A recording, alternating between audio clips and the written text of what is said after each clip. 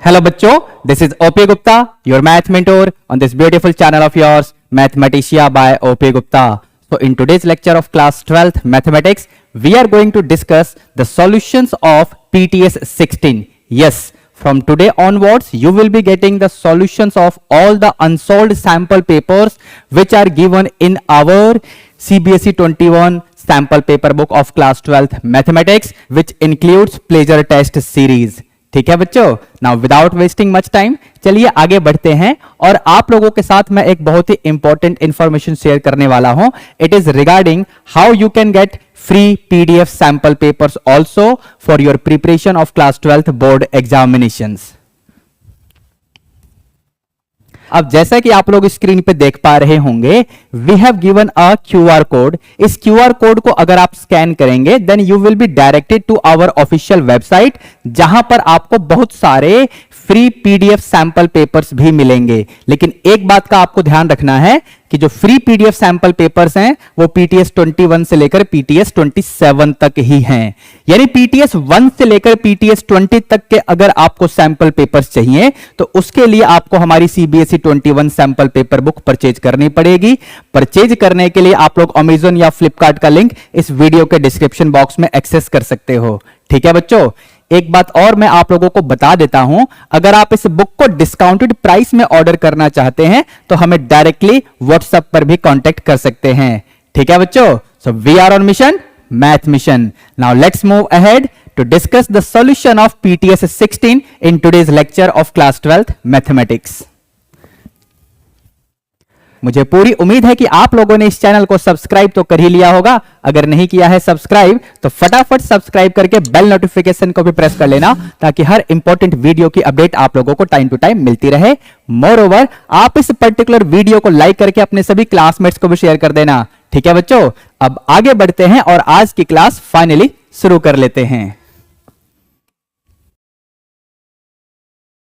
So here we have PTS 16. Let's start the discussion of questions given in section A. We are going to have 20 MCQs in this section. Every question will have 4 options. You will have to select the correct option given in that particular question. Every question will carry 1 mark. ठीक है बच्चों? So let's begin with the question 1. Question 1 में बोला हुआ है, if A is equal to this be a matrix, order आपको दिख रहा है m by n, और बोला हुआ है कि ये स्क्वायर मैट्रिक्स है. देखो ऑर्डर दे रखा है m by n, बट ये बोला हुआ है कि ये स्क्वायर मैट्रिक्स है. ठीक है, then which of the following is true. Square matrix में number of row and number of columns बिल्कुल सेम होते हैं. नंबर ऑफ रो का मतलब m है, नंबर ऑफ कॉलम का मतलब n है. तो बेसिकली स्क्वायर मैट्रिक्स के लिए m इक्वल टू n वाली कंडीशन होनी चाहिए. m इक्वल टू n यानी ऑप्शन सी क्वेश्चन 1 के लिए ठीक हो गया. ध्यान से देखिए, पीटीएस 16 का क्वेश्चन 1 आपके सामने आ गया है बेटा. एक्सप्लेनेशन आप लोग समझ गए होंगे. क्वेश्चन नंबर 2 की तरफ चलते हैं. क्वेश्चन नंबर 2 में क्या गिवन है? So here you can see question number 2. इसमें आपको एक मैट्रिक्स ए दे रखा है. Then which of the following statements are correct. आपके पास 3 डिफरेंट स्टेटमेंट्स हैं. अगर आप नोटिस करें तो इस वाले स्टेटमेंट में एडजॉइंट ऑफ ए है, यहां पर एडजॉइंट ऑफ ए है और ए इनवर्स भी है. बेसिकली हमें एडजॉइंट ऑफ ए निकालना पड़ेगा और मैट्रिक्स ए का इनवर्स भी निकालना पड़ेगा. तो सबसे पहला काम मैं क्या करूंगा, यहां पर जो मैट्रिक्स ए गिवन है इसका मैं डिटर्मिनेंट निकाल लेता हूं सबसे पहले. तो डिटर्मिनेंट निकालने के लिए इसको रो 1 से या कॉलम 1 से एक्सपेंड कर सकते हो. सो it will B 1 into cos theta into minus cos theta. So it will be minus cos square theta negative sin theta into sin theta, यानी ऐसे. पूरे में से नेगेटिव कॉमन लोगे आप तो ये बनेगा minus cos square theta plus sin square theta. Class 10th का फॉर्मूला बन गया ब्रैकेट में, यानी ये 1 और बाहर नेगेटिव आपको दिख रहा होगा. तो डिटर्मिनेंट वैल्यू आपके सामने है बच्चों. ठीक है, क्लियर है सबको? अब इसके बाद हमें एडजॉइंट ऑफ ए निकालना है, बाद में मैट्रिक्स ए का इनवर्स भी निकालेंगे. तो एडजॉइंट ऑफ ए कैसे मिलेगा बच्चों? यहां पर एडजॉइंट ऑफ ए लिखेंगे, दैट मींस हर एलिमेंट के लिए हमको कोफैक्टर लिखने ही पड़ेंगे. तो इस एलिमेंट 1 का कोफैक्टर लिखोगे तो ये सेम ही आ जाएगा basically, minus cos square theta minus sin square theta, यानी माइनस का 1 हो जाएगा. इस एलिमेंट 0 का लिखोगे तो 0 इंटू माइनस cos थीटा मतलब 0 आएगा. फिर इसके बाद इसका लिखेंगे तो ये भी 0 बनेगा. ठीक है, इस एलिमेंट का लिखोगे तो ये 0 आएगा बेटा, आप चेक करिए. फिर इस एलिमेंट का लिखेंगे so it will be minus cos theta you can check it out, ठीक है। फिर इस एलिमेंट का लिखोगे तो ये बनेगा माइनस का साइन थीटा, ठीक है बच्चों। फिर इस एलिमेंट का लिखेंगे यानी ये भी आपको 0 ही मिलेगा, आप चेक कर लेना, ठीक है। फिर ये मिलेगा आपका माइनस का sine theta, okay. And then इस एलिमेंट का लिखोगे तो ये बनेगा आपका कॉस थीटा। तो एडजॉइंट ऑफ ए आपके सामने आ गया है। स्टेटमेंट फर्स्ट में बोला हुआ है A plus adjoint of A is a null matrix. जरा चेक करके देखते हैं क्या होगा। मैट्रिक्स ए में एडजॉइंट ऑफ ए को ऐड करेंगे तो ये 0, ये 0, ये 0, ये भी 0, 0, 0, ठीक है, 0, 0, 0। मतलब ये वाला जो स्टेटमेंट है ना, स्टेटमेंट 1, इट इज करेक्ट, ठीक है। अब स्टेटमेंट सेकंड और स्टेटमेंट थर्ड के लिए हमें क्या करना पड़ेगा, हमें ए इनवर्स निकालना पड़ेगा। अब मैट्रिक्स का इनवर्स निकालने का फॉर्मूला क्या होता है? सो ए इनवर्स निकालने का फॉर्मूला क्या होता है? Adjoint of the matrix divided by its determinant value, ठीक है। डिटर्मिनेंट वैल्यू -1 है, यानी ए इनवर्स अगर मैं यहां पर लिखूंगा तो ये जो एडजॉइंट ऑफ ए है इसको 1 अपॉन -1 से मल्टीप्लाई करना पड़ेगा। कहने का मतलब -1 से हर एलिमेंट को मल्टीप्लाई कर दो। So we are going to get, ये आपका 1 आएगा, देन 0, देन 0, दिस इज -0, मतलब 0 ही रहने दो भैया, और ये प्लस का cos theta and then it will be plus का sin theta, this is 0, this is sin theta and this is minus cos theta, ठीक है। तो अब इसने क्या बोला हुआ था सेकंड स्टेटमेंट में, A inverse plus adjoint of A is a null matrix. इन दोनों को जरा हम ऐड करके देखें, -1 + 1 0, बाकी रो 1 के सभी एलिमेंट 0 होंगे, फिर 0, ये भी 0, ये भी 0, ठीक है, ये भी 0, 0, 0, बिल्कुल ठीक है। मतलब स्टेटमेंट सेकंड भी करेक्ट है, आप वेरीफाई कर लो। अब ए में से ए इनवर्स को सब्ट्रैक्ट करेंगे तो भी नल मैट्रिक्स आएगा, ये थर्ड स्टेटमेंट में लिखा हुआ है। वेरीफाई करते हैं, मैट्रिक्स ए में से इसको सब्ट्रैक्ट करना है तो रो 1 के सभी एलिमेंट 0 आएंगे, कोई प्रॉब्लम नहीं है। फिर 0 - 0, ये भी 0 और ये भी 0, बिल्कुल ठीक है। रो 2 के भी सभी एलिमेंट खत्म हो गए, मतलब 0 हो गए। रो 3 में आओगे तो 0, ये भी 0 और minus cos theta and minus of minus cos theta, मतलब ये भी 0 हो जाएगा। कहने का मतलब स्टेटमेंट 3 भी करेक्ट है, यानी तीनों स्टेटमेंट करेक्ट होंगे यहां पर। तो जरा देखते हैं यहां पर बोला क्या हुआ था, select the correct answer using the options given below. आपको यह बताना था which of the following statements are correct. तो तीनों स्टेटमेंट करेक्ट हैं, तो ऑप्शन ए तो बिल्कुल सही नहीं हो सकता, option B, option C, option D में एक बार पढ़िए, first, second and third all 3 are correct. यानी क्वेश्चन नंबर 2 के लिए ऑप्शन डी सही हो जाएगा। ध्यान से देख लो, अच्छा क्वेश्चन है लेकिन काम भी अच्छा खासा करना था इस क्वेश्चन में, ठीक है। आगे बढ़ेंगे, क्वेश्चन नंबर 3 की तरफ चलेंगे बच्चों। So now we have question number 3। इसमें क्या बोला हुआ है बच्चों, आपको vector A and vector B के मैग्नीट्यूड की वैल्यू दिख रही होगी और थीटा एंगल दे रखा है, where theta is the angle between the two vectors A and vector B. आपको वैल्यू निकालनी है ए डॉट बी, यानी वेक्टर ए का डॉट प्रोडक्ट लेना है वेक्टर बी के साथ। डायरेक्ट फॉर्मूला एप्लीकेशन है बच्चों, देखो ऐसे, मॉड ए दे रखा है, मतलब मैग्नीट्यूड ऑफ वेक्टर ए दे रखा है, और फिर ऐसे ही मैग्नीट्यूड ऑफ वेक्टर बी दे रखा है। कॉस थीटा, इसमें थीटा की वैल्यू π/3 है बच्चों, तो 1 × 2 यानी 2, और cos π/3 यानी cos 60 विच इज हाफ। तो ये सॉल्व करोगे तो 1 आ जाएगा, यानी ऑप्शन सी को चेक करिए। क्वेश्चन नंबर 3 के लिए ऑप्शन सी सही हो गया, ठीक है बच्चों। आगे बढ़ते हैं, क्वेश्चन नंबर 4 को देखते हैं। क्वेश्चन 4 में क्या बोला हुआ है, तो now we have question number 4। इसमें आपको वैल्यू ऑफ -m फाइंड करना है, for which this function f of x is continuous at x = 0। अगर कोई भी फंक्शन x = 0 पे कॉन्टिन्यूअस है, then we must have f of 0 equals this limit value, ठीक है। Limit of the function f of x when x approaches to 0, ये जो limit value आएगी ये f of 0 के इक्वल होना चाहिए, ठीक है। Is it clear to everyone? अब क्योंकि आपके फंक्शन के डेफिनेशन में ये बोला हुआ है कि इफ x = 0 देन फंक्शन का वैल्यू m है, यानी f of 0 तो m दे रखा है। Now this must be equal to limit value of the function. यहां पर as per the definition of the function हमें left hand limit and right hand limit के झंझट में जाने की जरूरत नहीं है। मोर ओवर MCQ सॉल्व कर रहे हो, ध्यान रखना। तो यहां पर इस कंडीशन को आप देखेंगे तो यहां से आपको फंक्शन का वैल्यू मिलेगा दिस, ठीक है। अब इसमें जो लिमिट का फॉर्मूला लगेगा, आपके रेफरेंस के लिए मैं साइड में लिख दे रहा हूं, limit x approaches to 0 e to the power x -1 over x, इसकी वैल्यू 1 होती है बेटा, ठीक है। तो यहां पर हमें क्या करना पड़ेगा, न्यूमरेटर में अगर आप नेगेटिव कॉमन लेंगे तो आपको मिलेगा, देखो ऐसे, ध्यान रखना मैंने माइनस कॉमन लिया है, डन, माइनस कॉमन लिया है, कहीं पर लिखा नहीं है, लिख दूंगा, वेट करिए। एक्सपोनेंट में 4x है, मतलब नीचे 4 लिखो तो ऊपर भी 4 लिखना पड़ेगा, और मैं 4 की जगह -4 लिखूंगा। आई होप आप समझ गए होंगे, जो मैंने माइनस कॉमन लिया उसे मैंने इसके पास भेज दिया है। x का लिमिट 0 है तो 4x का लिमिट भी 0 होगा। ये मैं आपको करके दिखा रहा हूं, बट MCQ सॉल्व कर रहे हो, ध्यान रखना, ठीक है। ये सब लिखने की आपको जरूरत नहीं पड़ेगी अपने एग्जाम हॉल में। तो ये पूरा लिमिट फॉर्मूले की हेल्प से तो 1 हो जाएगा, इंटू -4 है ही आपके पास। तो अभी आपको वैल्यू किसकी मिली है, m की, क्या वैल्यू मिली है, तो -4, ठीक है। अब -4 आपके पहले ही ऑप्शन में है, यहां पर आपसे m की वैल्यू नहीं पूछी गई है, -m की वैल्यू पूछी गई है। तो m आ गया -4, तो -m आएगा 4, यानी यहां पर ऑप्शन बी को आप ध्यान से देखिए, क्वेश्चन नंबर 4 का ऑप्शन बी ठीक होगा, ठीक है बच्चों। आगे बढ़ेंगे नेक्स्ट क्वेश्चन, यानी क्वेश्चन नंबर 5 की तरफ चलते हैं।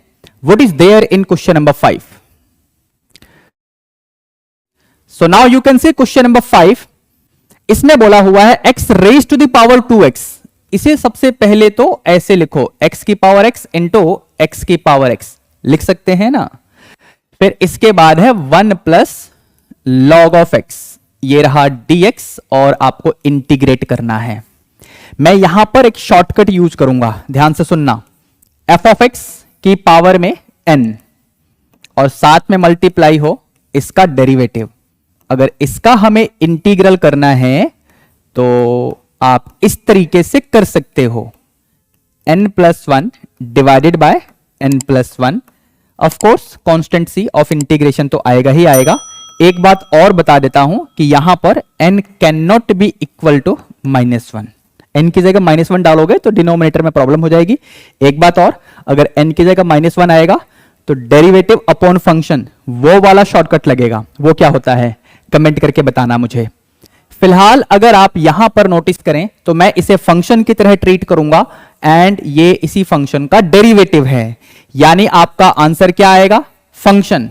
अब इस फंक्शन की पावर में n का मतलब तो यहां पर 1 ही है, कंपेयर कर लो, इसे फंक्शन की तरह ट्रीट करना है, इसकी पावर n मतलब 1, तो 1 + 1 यानी 2, अपॉन में n+1 यानी 2 ही हो जाएगा, प्लस में सी। इसको अगर आप फर्दर सिंप्लीफाई कर दोगे तो आपको ऐसे मिलेगा।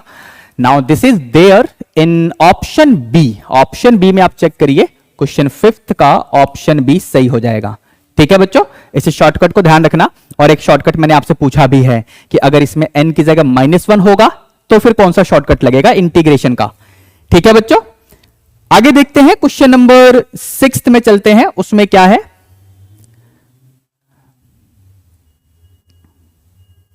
सो here you can see question number 6। Question 6 में आपको इस डिफरेंशियल इक्वेशन का ऑर्डर बताना है, ऑर्डर बताना है। तो हाईएस्ट ऑर्डर का डेरिवेटिव टर्म आपको दिख रहा है d2y अपॉन dx2, यानी इसका ऑर्डर हो जाएगा 2, ऑर्डर 2, यानी ऑप्शन बी को आप चेक कर लो, क्वेश्चन नंबर 6 का ऑप्शन बी सही हो गया, ठीक है बच्चों। क्वेश्चन नंबर 7 को देखते हैं। क्वेश्चन नंबर 7 में क्या है बच्चों, क्वेश्चन नंबर 7 में आपको थोड़ा सा काम करना पड़ेगा। इसमें जो इंफॉर्मेशन दी गई है वो क्या कह रही है आपसे, for what value of x the scalar projection of this vector on this vector is this. अगर इस वेक्टर को वेक्टर a बोला जाए और इसे वेक्टर b बोला जाए तो scalar projection of vector a on vector b, इसका फॉर्मूला होता है a vector dot b cap. वैसे क्वेश्चन में इसकी वैल्यू दे रखी है 6/√17, ठीक है। तो यहां पर वेक्टर a का मतलब मैंने क्या बोला, वेक्टर b का मतलब क्या बोला, देख लो यहां पर i cap minus j cap plus x k cap, इसका डॉट b कैप के साथ। तो b कैप मतलब वेक्टर b को इसके ही मैग्नीट्यूड से हम डिवाइड करेंगे। मैग्नीट्यूड मतलब i कैप के कोफिशिएंट, j कैप के कोफिशिएंट एंड k कैप के कोफिशिएंट, तीनों कोफिशिएंट्स का स्क्वायर करके सम करेंगे पूरे का अंडर रूट। तो 2 स्क्वायर, फिर 2 स्क्वायर एंड देन -3 का स्क्वायर, ठीक है। नाउ दिस इज 6/√17 दे रखा है क्वेश्चन में, ठीक है। 4 + 4 8 + 9 यानी 17, √17 और ये √17 कैंसिल हो जाएगा। न्यूमरेटर में आप ध्यान से देखिए, हम डॉट प्रोडक्ट करने वाले हैं, i cap two i cap यानी simply 2, minus j cap plus 2j cap यानी माइनस का 2 आएगा, समझे। और ये बनेगा आपका माइनस का 3x। Now that is equal to 6। यहां से आपको x की वैल्यू मिल जाएगी 6/-3 यानी -2। अब -2 का मतलब ऑप्शन डी को आप चेक कर सकते हैं, क्वेश्चन नंबर 7 का ऑप्शन डी सही हो गया है, ठीक है बच्चों। आगे बढ़ते हैं क्वेश्चन नंबर 8 की तरफ। क्वेश्चन नंबर 8 में क्या बोला हुआ है?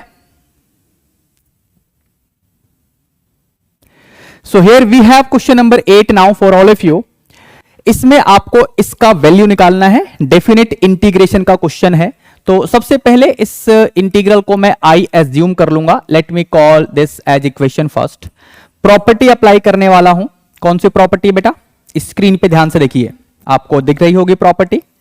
तो इस प्रॉपर्टी का हम इस्तेमाल करेंगे, तो यहां पर हम इसे लिखेंगे 1/x, x की जगह a - x, a का मतलब 1 है, ध्यान से देखो, यानी ऐसे आएगा, ठीक है। और ये रहा dx। अब जरा इसको सिंप्लीफाई करते हैं, ब्रैकेट के अंदर ही आपको लेना है LCM। तो जैसे आप ये काम करेंगे 1 - 1 + x यानी ऊपर बनेगा x/1 - x, ध्यान से देख लो बेटा, ठीक है। इसके बाद this is all equal to i। तो इसके बाद अब यहां पर मैं क्या करने वाला हूं, लॉग की प्रॉपर्टी लगाऊंगा। न्यूमरेटर और डिनोमिनेटर इनको मैं अगर इंटरचेंज करूंगा तो बाहर एक नेगेटिव आ जाएगा। सो -log 1 - x/x और ये रहा dx, ठीक है बच्चों। अब यहां पर इस नेगेटिव को तो आगे कर दो, 0 से 1 का लिमिट, इस नेगेटिव को आगे कर दिया। इस ब्रैकेट के अंदर एलसीएम स्प्लिट करो तो आपको मिलेगा 1/x - x/x यानी ऐसे, ठीक है। एक बार ध्यान से देख लो इक्वेशन फर्स्ट को, ये तो फिलहाल i चल रहा है, और ये जो है ना, ये पूरा इक्वेशन फर्स्ट में क्या था चेक करिए, ये भी तो i था बट बाहर नेगेटिव है तो -i, यानी यहां से बना 2i = 0। तो i की वैल्यू भी 0 ही आ गई, इंटीग्रल वैल्यू 0 है, यानी ऑप्शन बी क्वेश्चन नंबर 8 के लिए ठीक हो जाएगा बच्चों, सही है। आगे बढ़ेंगे, क्वेश्चन नंबर 9 की तरफ चलते हैं। क्वेश्चन नंबर 9 में क्या बोला हुआ है?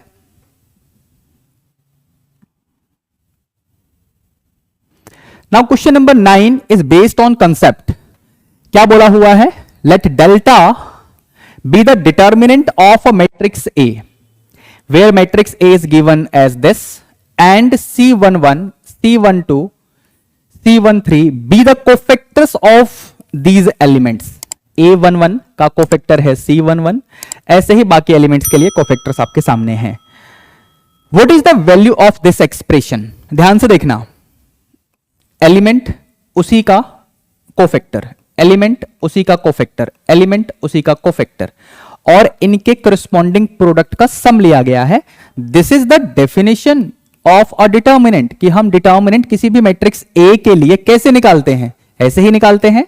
और यहां पर डिटर्मिनेंट दे रखा है डेल्टा, मतलब इसकी वैल्यू आ जाएगी डेल्टा, यानी क्वेश्चन नंबर 9 के लिए ऑप्शन सी को आप चेक करिए। This question was based on simple concept. अगर आपको पता है तो सीधा आंसर आएगा, वरना सॉल्व करते रहना, ठीक है। आगे बढ़ते हैं क्वेश्चन नंबर 10 की तरफ।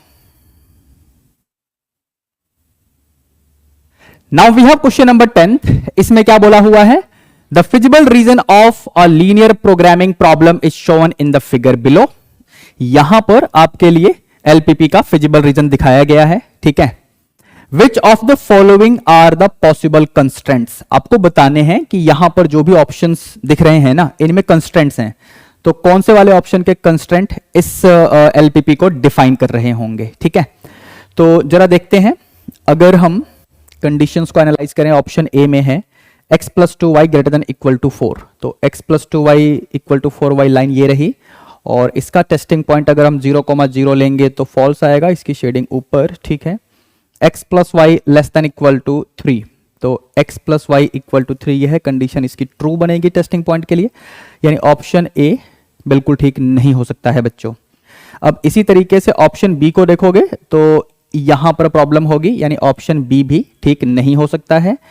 ऑप्शन सी में ये तो बिल्कुल ठीक है और ये भी ठीक है, and these are also okay, यानी ऑप्शन सी यहां पर ठीक होने वाला है क्वेश्चन नंबर 10th के लिए। ठीक है, मैंने टेस्टिंग पॉइंट वाला कंसेप्ट यूज करके ये पता किया कि जो आपकी इनइक्वेशंस हैं उनका शेडिंग किस तरफ होगा, उसके अकॉर्डिंग हमें कॉमन रीजन का पता चलता है, और कॉमन रीजन तो यहां दे ही रखा है। ठीक है, टेस्टिंग पॉइंट मैंने 0,0 लिया है, जिससे ये पता किया मैंने कि इनइक्वेशन की शेडिंग किधर हो रही है।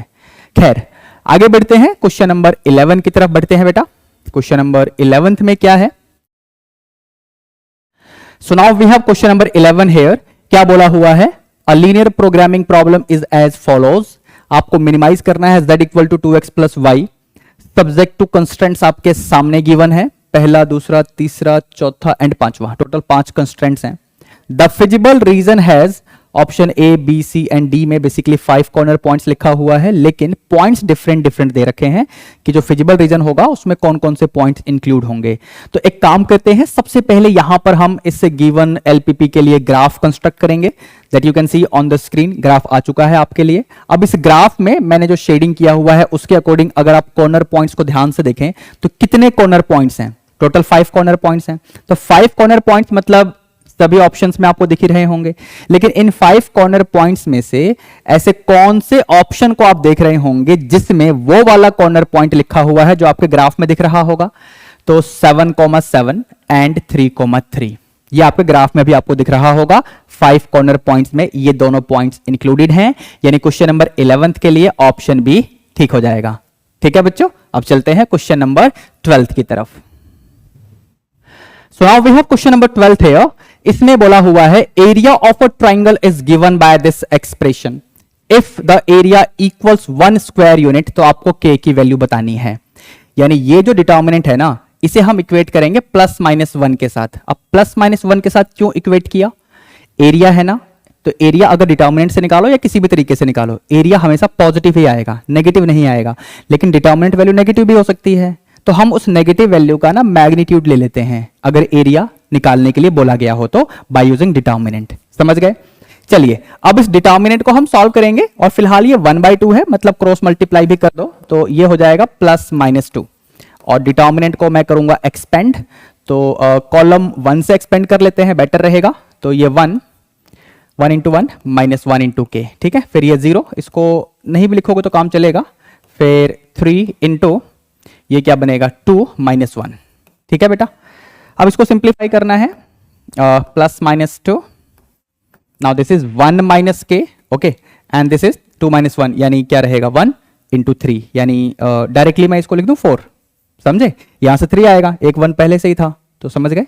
ओके, तो एक बार यहां से हम 2 लेंगे, 2 is equal to 4 minus K, and एक बार हम लेंगे minus 2 is equal to 4 minus K. ध्यान रखना आपको के की वैल्यू निकालनी है, तो के क्या बनेगा? यहां से साइड चेंज करिए, 4 माइनस 2, ठीक है, और यहां से भी आप साइड चेंज करोगे, सो के विल बी 4 प्लस 2 यानी 6। तो के की वैल्यू ये रही और एक वैल्यू ये रही, यानी 2,6। ऑप्शन सी को चेक करिए, क्वेश्चन नंबर 12th का ऑप्शन सी सही हो गया है। ठीक है बच्चों, आगे बढ़ेंगे, क्वेश्चन नंबर 13th की तरफ चलते हैं। क्वेश्चन नंबर 13th में क्या है? तो now we have question number 13th here. इसमें आपको डिटर्मिनेंट ऑफ ए दे रखा है इसके इक्वल, तो आपको एडजॉइंट ऑफ ए का डिटर्मिनेंट लिखना है। सबसे पहले डिटर्मिनेंट ऑफ ए निकाल लो। डिटर्मिनेंट ऑफ ए रो 1 से एक्सपेंड कर दो, अच्छा रहेगा, आसान भी रहेगा। तो ये बनेगा 1 into 8 to 16 minus 4 3 12 minus 0 plus 0, तो बेसिकली 16 माइनस 12 यानी 4 आ जाएगा। अब यहां पर इस फॉर्मूले का हम करने वाले हैं इस्तेमाल। एडजॉइंट ऑफ ए का डिटर्मिनेंट क्या होता है? डिटर्मिनेंट ऑफ ए की पावर n माइनस 1। यहां पर n क्या है बच्चों? n is the order of the matrix A. समझे? तो इसका हम यहां पर यूज करेंगे। जो डिटर्मिनेंट है इसका जो करस्पॉन्डिंग मैट्रिक्स बनेगा वो 3/3 का बनेगा, मतलब n की वैल्यू हो गई 3। तो यहां पर फॉर्मूले के अकॉर्डिंग आप लिखेंगे ऐसे, तो ये बनेगा बेसिकली डिटर्मिनेंट ऑफ ए का स्क्वायर। अब डिटर्मिनेंट ऑफ ए क्या है बेटा? आपने अभी निकाला है, यानी 4 का स्क्वायर विच इज 16, यानी ऑप्शन सी को चेक करिए। क्वेश्चन नंबर 13th का ऑप्शन सी सही हो गया है। ठीक है, क्वेश्चन नंबर 14 को देखते हैं। क्वेश्चन 14th में क्या है बच्चों? So as you can see question number 14th here. Question 14th में बोला हुआ है given two independent events A and B such that P of A दे रखा है, पी ऑफ बी दे रखा है, आपको P of A with respect to B की वैल्यू बतानी है। बेटा सिंपल सा फॉर्मूला है, कंडीशनल प्रोबेबिलिटी आपने पढ़ी ही है, तो ये सिंपल फॉर्मूला आपको पता है। अब क्योंकि ए और बी इंडिपेंडेंट इवेंट्स हैं तो उनके इंटरसेक्शन का प्रोबेबिलिटी क्या होगा, P of A into P of B के इक्वल होगा, यानी product of their individual probability will be equal to P of A intersection B. समझ गए, क्योंकि ए और बी इंडिपेंडेंट इवेंट्स हैं, यहां दे रखा था, समझे। अच्छा नीचे क्या है, तो पी ऑफ बी तो है ही कंडीशनल प्रोबेबिलिटी के फॉर्मूले से, हमने इसको लिखा, उसके बाद इंडिपेंडेंट इवेंट्स की जो प्रॉपर्टी होती है उसे हमने यूज कर लिया। यहां पर कैंसिल होने के बाद आपको मिलेगा पी ऑफ ए, और पी ऑफ ए की वैल्यू तो क्वेश्चन में गिवन है 0.3, यानी ऑप्शन डी को चेक करिए, क्वेश्चन नंबर 14th का ऑप्शन डी सही हो गया है बच्चों। ठीक है, अब जरा क्वेश्चन नंबर 15th को देखते हैं। क्वेश्चन 15th में क्या करना है हमें, question number 15 is here for all of you.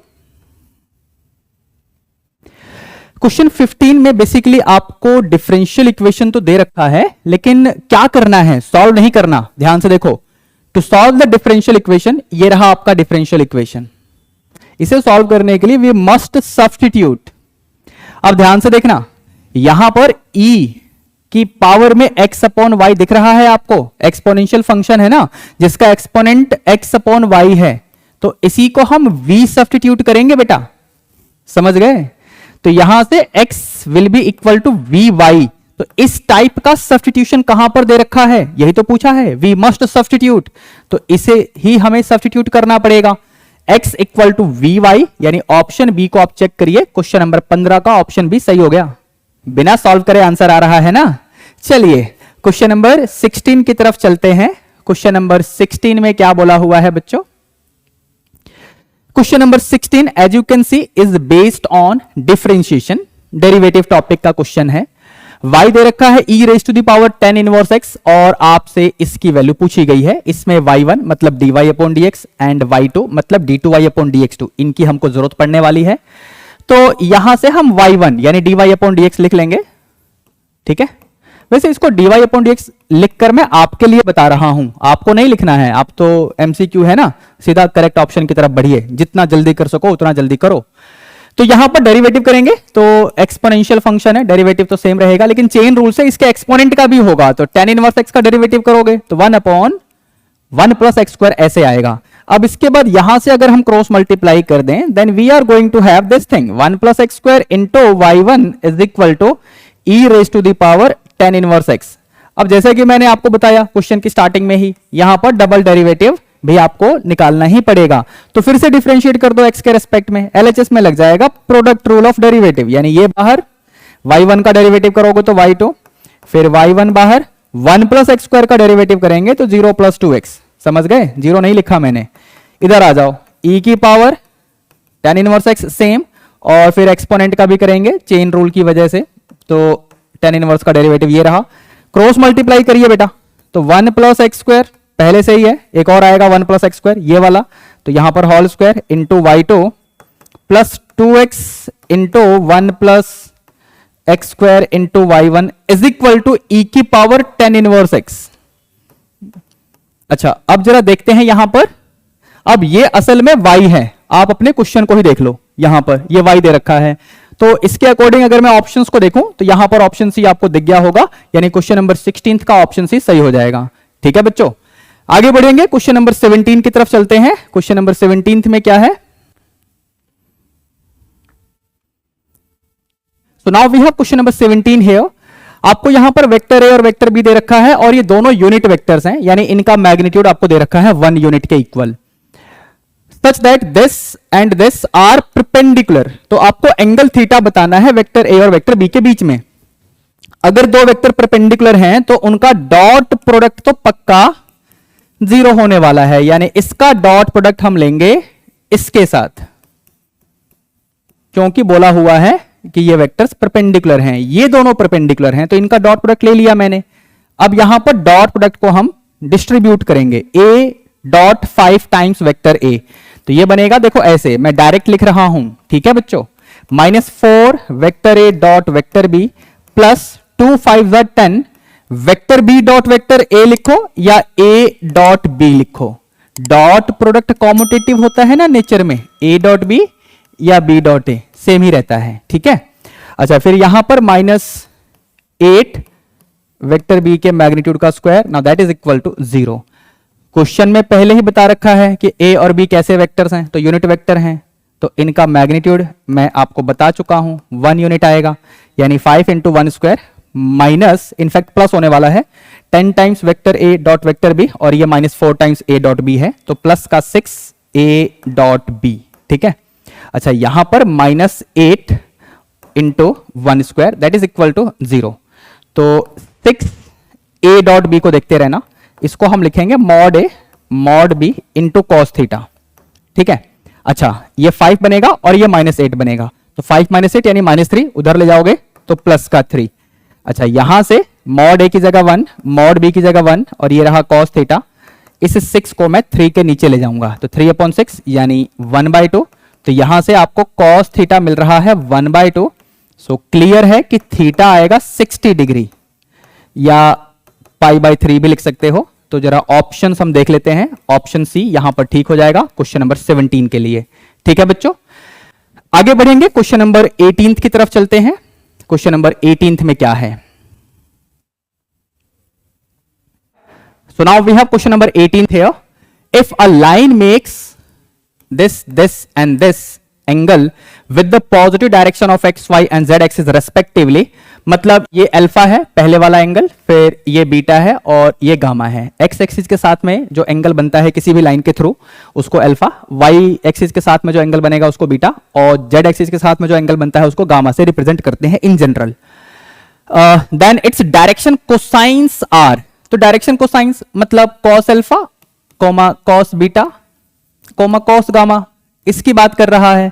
तो चलो यहां पर लिख लेते हैं cos π/2 यानी 0, cos π/3 यानी 1/2, ठीक है। अब 0, 1/2 इस वाले ऑप्शन को देख लो। अब तुम्हारा मन करे तो cos गामा वाला भी लिख ही लो, यानी cos π/6। अब cos π/6 यानी √3/2। और जरा ऑप्शन डी को आप ध्यान से देख लो। वैसे तो मैंने थोड़ी देर पहले आपको बता ही दिया था कि ऑप्शन डी वाला ही ठीक होने वाला है यहां पर, क्योंकि 0, 1/2 यहां तक तो इसी के साथ मैच हो रहा था, बाकी किसी में मैच हो ही नहीं रहा था। डायरेक्शन कोसाइन पूछा है, ध्यान रखना, ठीक है बच्चों। अब हम लोग चलेंगे असर्शन एंड रीजन टाइप का क्वेश्चन डिस्कस करेंगे, यानी question number 19 and question number 20, ठीक है। So let me take you ahead. So here we have the questions based on assertion and reason type। यहां पर हम किस तरीके से अपने करेक्ट ऑप्शन का पता करते हैं। ऑप्शन ए को हम मार्क करेंगे as the correct answer when both assertion and reason are true and reason is the correct explanation of assertion। Option B is correct when both assertion and reason true होंगे but reason is not the correct explanation of assertion। Option C को हम mark करेंगे correct answer के लिए जब assertion true होगा but reason false होगा। Option D is correct when assertion is false but reason is true, ठीक है। तो यहां पर क्वेश्चन 19 में क्या बोला हुआ है? The value of this expression is π/3। Solve करना पड़ेगा, वेट करिए, रीजन को भी देख लेते हैं।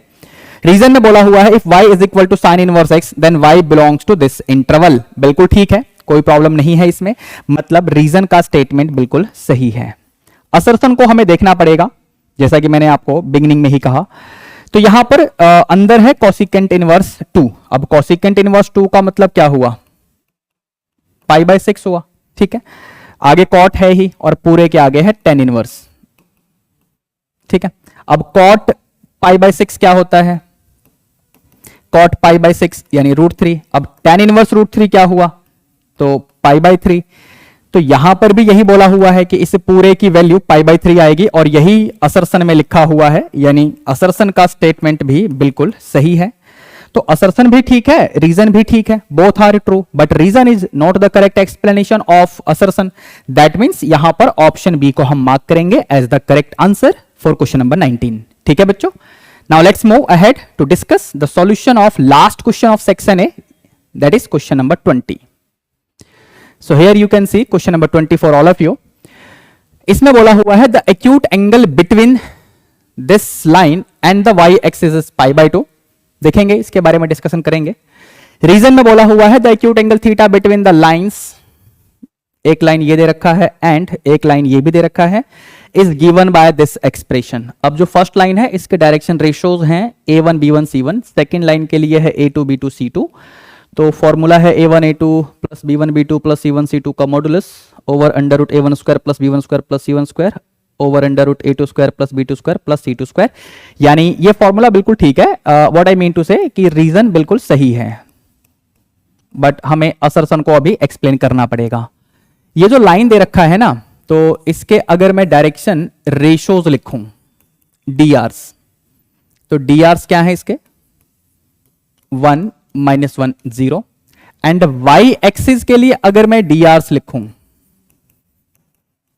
drs ऑफ y एक्सिस, तो ये क्या बनेगा आपका 0 1 0। ठीक है, तो जरा एंगल निकालो, इसे a1 b1 c1, इसे a2 b2 c2 ऐसे बोलो। ठीक है, तो a1 a2 यानी 0 प्लस b1 b2 यानी -1 आएगा, चेक करके देखो, प्लस c1 c2 यानी 0 पूरे का मॉडुलस अपॉन अंडर रूट में a1 square plus b1 square plus c1 square यानी अंडर रूट में 2 आएगा, फिर अंडर रूट में a2 square plus b2 square plus c2 square यानी अंडर रूट में 1 आएगा, तो ऊपर बनेगा 1 और नीचे बनेगा √2, तो ये बन गया cos थीटा। तो यहां से थीटा क्या मिल रहा है, यहां से थीटा आपको मिल जाएगा cos inverse of this value यानी π/4। अब आपको बोला हुआ था असर्शन में कि जो एंगल बनेगा वो बनेगा π/2, मतलब ये तो गलत हो गया, यानी असर्शन का स्टेटमेंट हो गया फॉल्स। और जैसे ही असर्शन का स्टेटमेंट फॉल्स होता है बेटा, उस क्वेश्चन के लिए रीजन ट्रू होना ही पड़ेगा, यानी ऑप्शन डी बिल्कुल ठीक होगा। ठीक है बच्चों, now we are left with the solutions of the questions from section B, C, D and E. These are subjective type of questions. To access the solution of these questions, you need to refer the description box of this video, where you will find the link of our official website. उस link पर click करते ही आपको एक नया page open होके मिलेगा, जहां से आप लोग PTS 16 to 20 के सब्जेक्टिव क्वेश्चंस के लिंक को एक्सेस कर सकते हैं। ठीक है बच्चों, so we are on mission, math mission. I hope आप लोगों को पूरा लेक्चर अच्छे से समझ में आ गया होगा। तो देर किस बात की, फटाफट इस वीडियो को लाइक करके अपने सभी क्लासमेट्स को भी शेयर कर दो और इस चैनल को भी सब्सक्राइब कर लेना, ताकि हर इंपॉर्टेंट वीडियो की अपडेट आप लोगों को टाइम टू टाइम मिलती रहे। ठीक है बच्चों, चलिए मिलते हैं नेक्स्ट लेक्चर में। Till then be good, take care, all the best, bye bye.